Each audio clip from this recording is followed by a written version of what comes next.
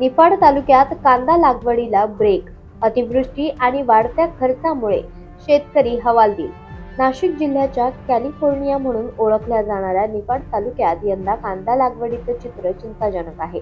सततची अतिवृष्टी आणि उत्पादनाचा वाढता खर्च यामुळे यावर्षी कांदा लागवडीच्या क्षेत्रात मोठी घट झाली आहे.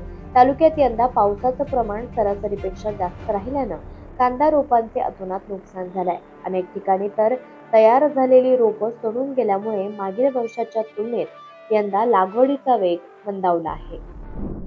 योगेश भोसले, गोंदेगाव, तालुका निफाड, जिल्हा नाशिक.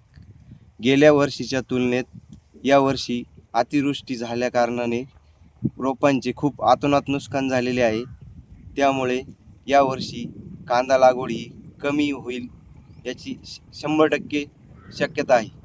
त्यातली त्यात आपले मजुरांची मजुरी आणि खतांचे वाढलेले भाव, त्यामुळे शेतकऱ्याची कांदा लावण्याची इच्छाच राहिलेली नाही आहे.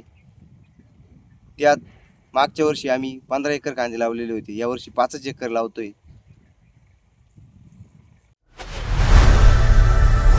लोकनायक न्यूज